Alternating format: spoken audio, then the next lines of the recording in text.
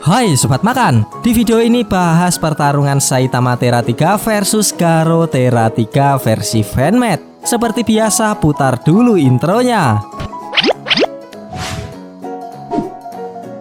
Sebelumnya perlu Mimin ingatkan, ini di awal scene kita diperlihatkan Garo turun setelah sebelumnya ia dibogem Saitama dan mengalami kekalahannya. Pada saat ini wujud Garo dipenuhi dengan alam semesta yang membuatnya tampil lebih badass berkat menerima kekuatan dari God. Garo mampu melihat segalanya dengan kekuatan ilahi dan memahami struktur dari segala sesuatu. Misteri alam semesta terbuka dan semua hal yang ada di dunia, baik yang berwujud maupun tidak berwujud, baik materi maupun energi, semuanya ada di bawah kendalinya. Dengan hanya sebuah pikiran, Garo bisa mengendalikan semua hal yang mengarahkan semua kekuatan untuk digunakan sendiri memanipulasi alam semesta seperti dewa, sehingga misteri tertinggi langit dan bumi berada dalam genggamannya. Melihat wujud baru Garo, Saitama bertanya, Garo, kau punya kostum baru lagi ya? Namun Garo tak menjawab pertanyaan Saitama. Ia pun tanpa basa-basi langsung menyerang Saitama dengan teknik supernova yang membuat Saitama silau dan meledak dengan sangat dahsyat hingga membuat ruang angkasa diselimuti cahaya yang terang.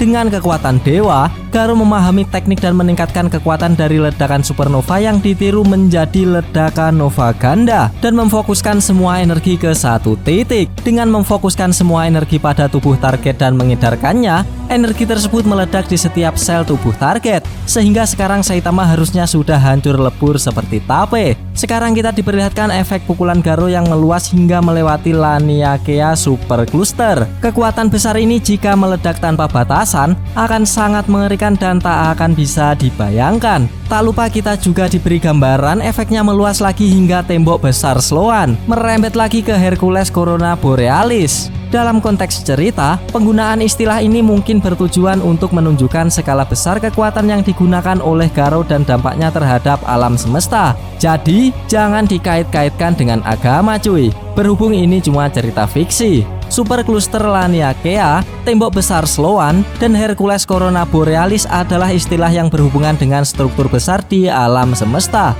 Berikut penjelasan singkat masing-masing. Super Cluster Laniakea ini adalah super cluster besar yang mencakup Super Cluster Virgo, tempat Bima Sakti berada dan banyak lainnya. Nama Laniakea berasal dari bahasa Hawaii yang berarti langit yang luas atau surga yang tak terbatas. Lalu tembok besar Sloan ini adalah salah satu struktur terbesar di alam semesta yang ditemukan dalam survei Sloan Digital Sky Survey. Struktur ini terdiri dari banyak galaksi yang saling terhubung dan membentuk dinding besar. Yang terakhir Hercules Corona Borealis. Ini adalah struktur besar lainnya yang dikenal sebagai Hercules Corona Borealis Great Wall. Ini adalah salah satu struktur terbesar yang pernah ditemukan di alam semesta dan terdiri dari banyak galaksi yang tersebar luas. Kembali ke pertarungan, dikira Saitama sudah hancur, pukulan itu masih hanya ilusi. Nyatanya Saitama tidak apa-apa, ia pun masih bisa memberi pukulan telak ke Garo sambil berkata, "Jangan sorotkan senter ke wajah seseorang." Dan tuas, Garo terpukul melesat dengan sangat cepat. Hal ini menyebabkan ia menabrak bebatuan hingga menimbulkan ledakan dan terus melesat sampai menabrak gundukan. Bahkan lintasan Garo terhempas membuat parit yang siap dialiri air. Untungnya di saat serangan pertama tadi ada seorang yang menangani pertarungan mereka. Orang itu adalah Blast. Yah, itu pasti menimbulkan keributan besar, kata Blast sambil melihat mereka. Dalam sekejap mata ledakan itu mengubah struktur alam semesta. Serangan menghancurkan yang dilakukan oleh Garo diselesaikan oleh Blast dan menghilang begitu saja, seolah-olah tidak pernah terjadi. Pada saat ini semua yang pernah terjadi di alam semesta diputar-balikan dan ditulis ulang, kecuali mereka yang terlibat dalam serangan itu. Tidak ada seorang pun di alam semesta yang tahu apa yang baru saja terjadi. Melihat Saitama mampu menangani Garo yang awak hening atau terbangun, Blast bergumam. Tapi tampaknya ada seseorang yang bisa menangani yang terbangun. Apakah dia pelakunya yang melonggarkan segel? Dia mungkin menjadi sekutu yang baik di masa depan. Kelas B peringkat 7 si botak berjubah. Setelah itu Blast pergi dengan black hole-nya meninggalkan mereka. Menyadari ada pihak ketiga di pertarungan mereka, Saitama menoleh dan bertanya apakah itu Blast. Mengesampingkan Blast, sekarang Garo bangkit kembali setelah kena pukulan Saitama yang sangat keras. Brengsek, hanya dengan satu pukulan. Bahkan ledakan paling terang di alam semesta Aku bahkan tidak bisa mendekati si botak itu. Hanya mengandalkan kekuatan di alam semesta tidak cukup untuk mengalahkannya.